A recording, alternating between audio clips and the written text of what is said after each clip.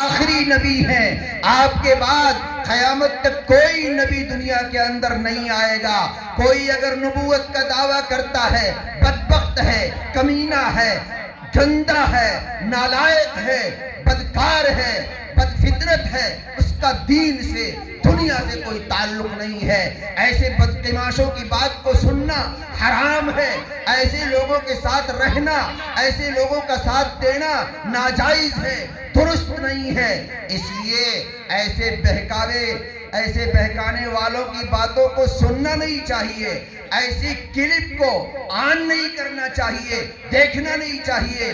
آج یوٹیوب کے لائن سے، انٹرنیٹ کے لائن سے، سوشل میڈیا کی لائن سے ختم نبوت کے اوپر یلغار کی جا رہی ہے، اس کو مسخ کرنے کی کوشش کی جا رہی ہے۔ ہم اپنے ذہن و دماغ کے اندر یہ بات پیوست کر لیں، قیامت تک جناب محمد الرسول اللہ صلی اللہ علیہ وسلم کی نبوت چلے گی، کسی اور کی نبوت نہیں ہوگی۔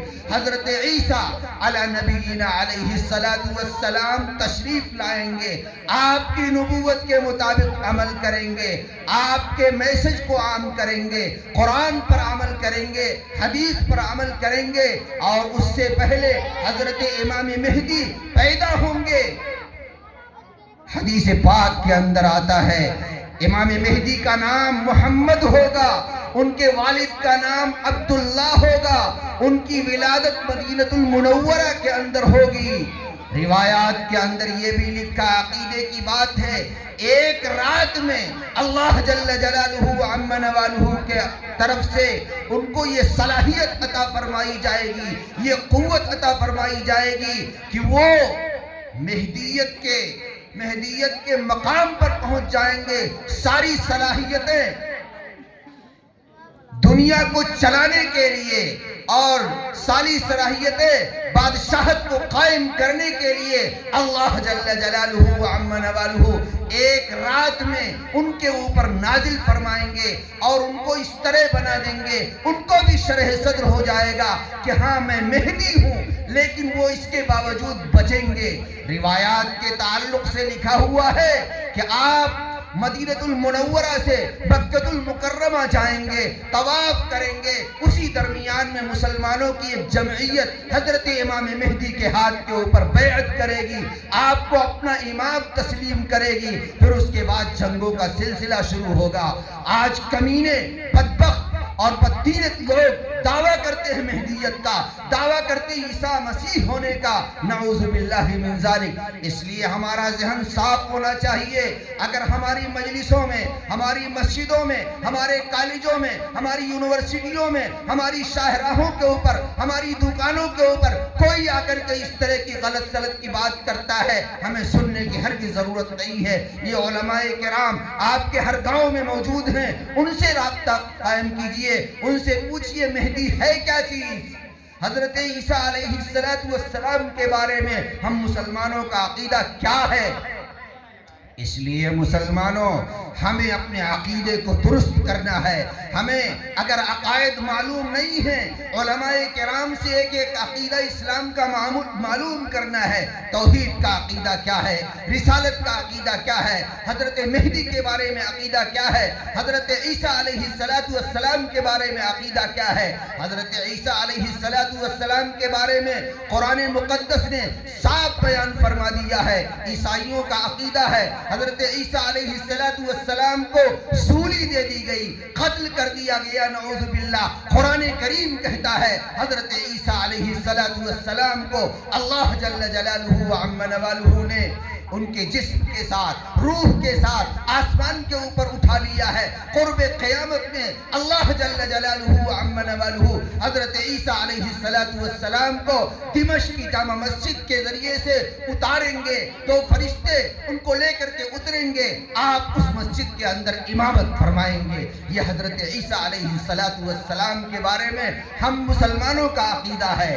اسی طریقے سے دجال آئے گا، اس کو قتل کریں گے حضرت عیسیٰ علیہ السلام۔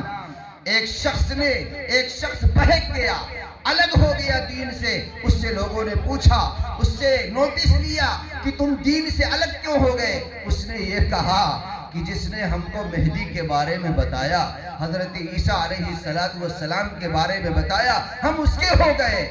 میرے محترم بزرگوں اور دوستو، اس لیے ہمیں اپنے عقائد کو معلوم کرنے کی ضرورت ہے۔ اللہ تبارک و تعالی ہمیں اسلامی عقیدے کو معلوم کر کے زندگی گزارنے کی توفیق نصیب فرمائے۔ اسلامی عقیدوں میں سے توحید کا عقیدہ، رسالت کا عقیدہ، بعث بعد الموت کا عقیدہ، مرنے کے بعد ہم سب دوبارہ زندہ ہوں گے، میدان محشر میں ہوں گے، اللہ جل جلالہ عم نوالہ کے سامنے ہوں گے، اللہ تبارک و تعالیٰ کے سامنے پیشی ہوگی، 5 سوالات کیے جائیں گے۔ اسی طریقے سے وہ 5 سوالات کیا ہیں؟ علم کے بارے میں پوچھا جائے گا، جوانی کے بارے میں پوچھا جائے گا، اور مال کے بارے میں پوچھا جائے گا، مال کے خرچ کرنے کے بارے میں پوچھا جائے گا، ہم نے جو علم حاصل کیا ہے اس علم کے مطابق عمل کیا یا نہیں کیا، اس کے بارے میں پوچھا جائے گا۔ اس لیے میرے محترم بزرگوں اور دوستو، ہم سب کی ضرورت ہے ہم عقیدے کو سب سے پہلے نمبر پر رکھیں، اس کو درست کریں، صحیح عقیدہ معلوم کریں، اور اس کے بعد دوسرے نمبر پر جو چیز آتی ہے، ہماری عبادت درست ہونی چاہیے۔ رمضان المبارک کا مہینہ آنے والا ہے، ابھی حضرت مولانا نے بیان فرمایا، اس مہینے کے اندر ہمیں کس انداز پر رہنا ہے۔ میں ماؤں بہنوں سے کہنا چاہتا ہوں، اس مہینے کا، اس مہینے کے شعار کا، اس کے تقدس کا اہتمام کرنا ہر مسلمان کی ضرورت ہے، ہر مسلمان کے لیے ضرورت ہے، ہر مسلمان کے لیے ضروری ہے، چاہے وہ مسلمان مرد ہوں، چاہے عورتیں ہوں، چاہے بیٹے ہوں، چاہے بیٹیاں ہوں، کوئی بھی ہو، ہر مسلمان کی ذمہ داری ہے۔ قرآن کریم نے جن چیزوں کو فرض بنایا ہے، فرض قرار دیا ہے، ان چیزوں کو فرض ماننا، جاننا، اس پر عمل کرنا ضروری ہے۔ قرآن مقدس میں اللہ تعالیٰ نے نماز کو فرض قرار دیا، زکوٰۃ کو فرض قرار دیا، حج کو مال ہونے پر فرض قرار دیا، روزے کو فرض قرار دیا۔ لہذا مسلمان ماؤں بہنوں، روزہ فرض